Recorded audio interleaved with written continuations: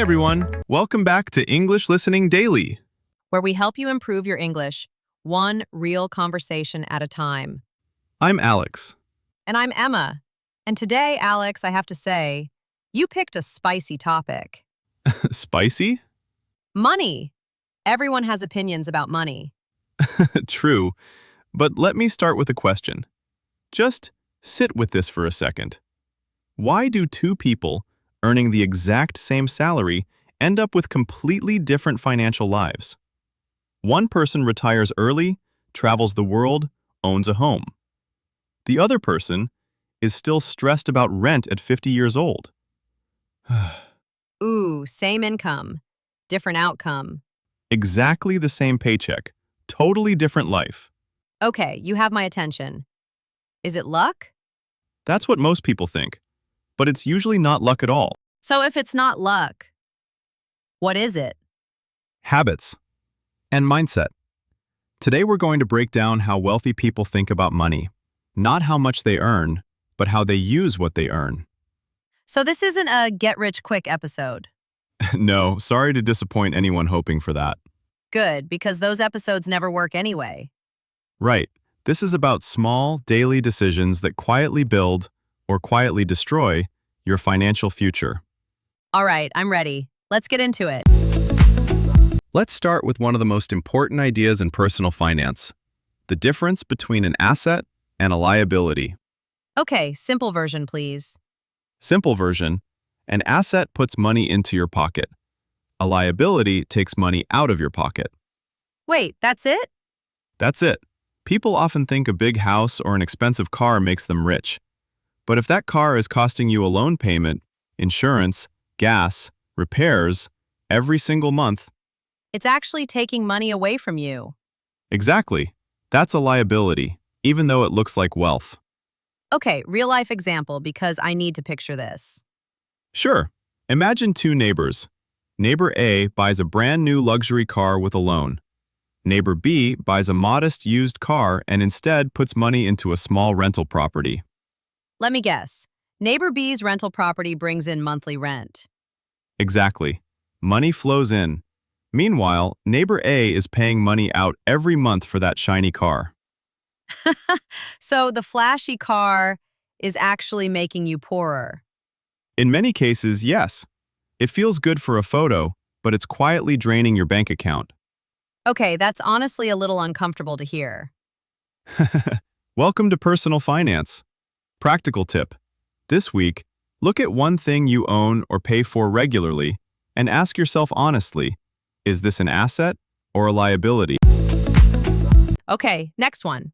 Spending versus investing. Aren't they kind of the same thing? They feel similar, but they're very different.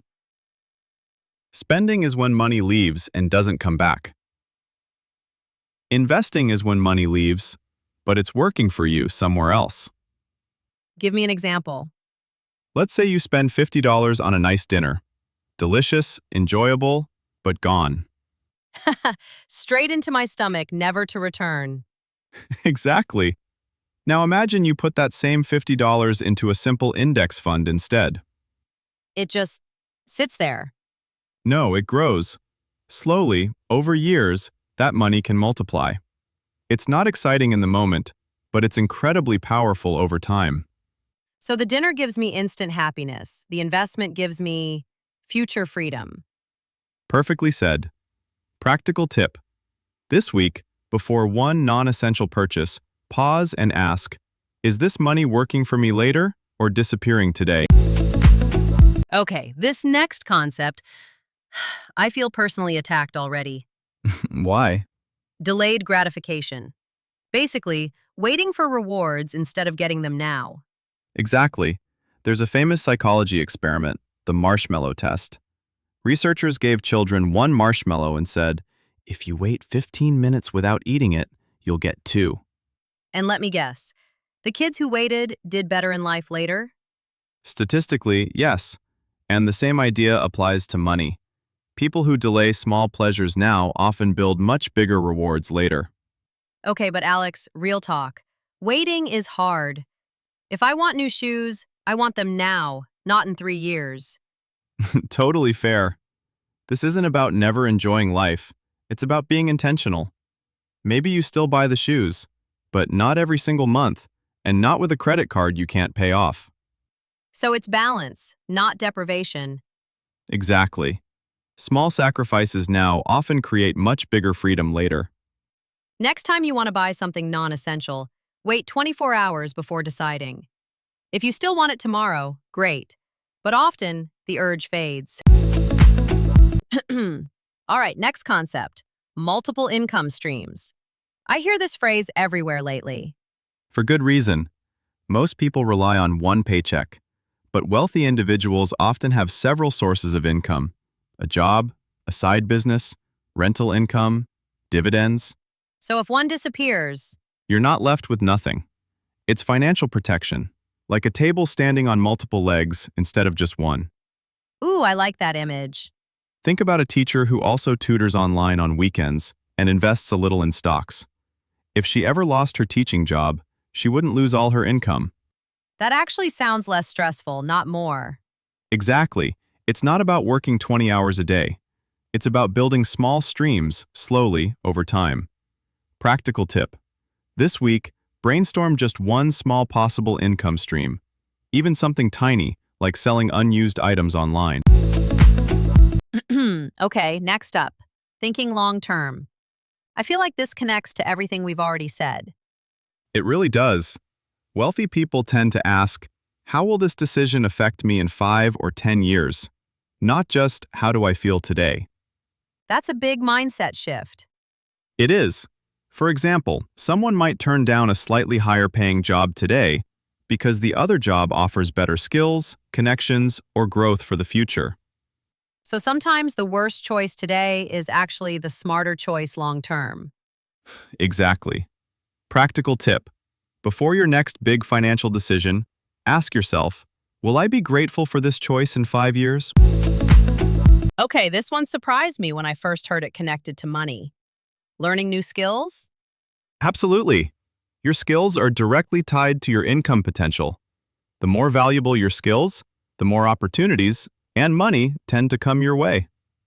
So instead of just saving money, You also invest in yourself. Think of someone who takes a free online course in digital marketing on weekends. Within a year, they might qualify for a completely new, higher-paying career path. so learning is basically an investment with really high returns. One of the best investments there is, actually. And it can never be taken away from you. Practical tip. This week, spend just 20 minutes learning one new skill related to your field. Even a short YouTube tutorial counts.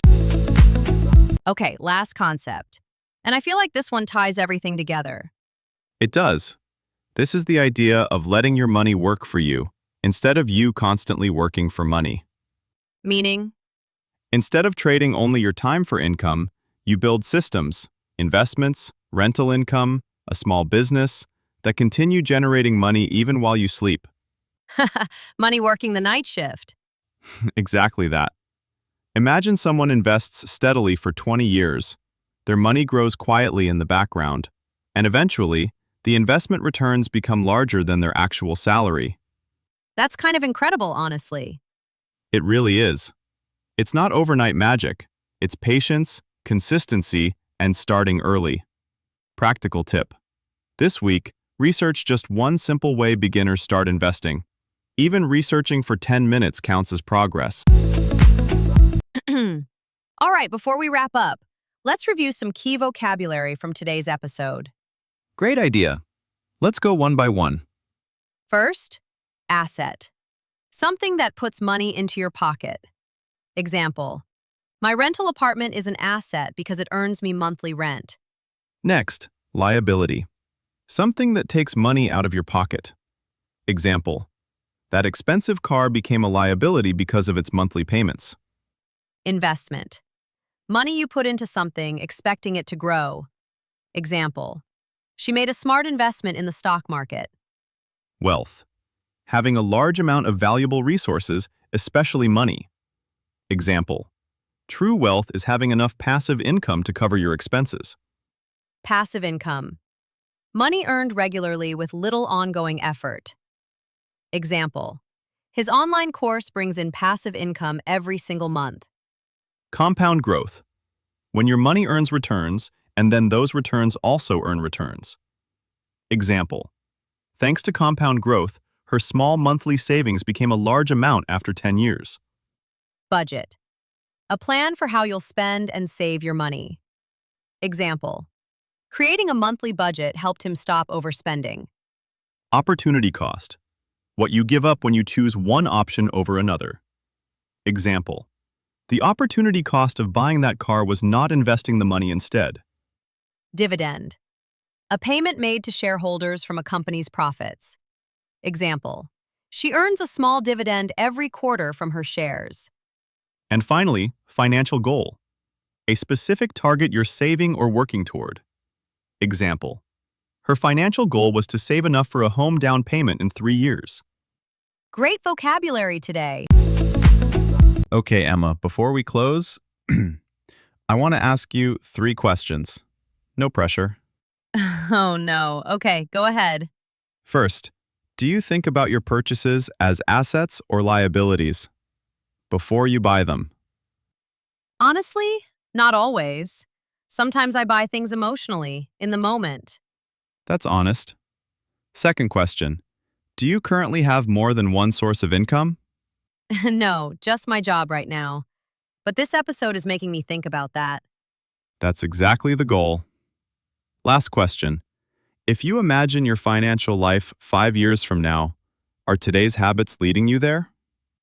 That one's a bit uncomfortable, Alex. Good discomfort, though. That's where change starts. Yeah, it really is. So, to everyone listening, you don't need to earn a huge salary to build wealth.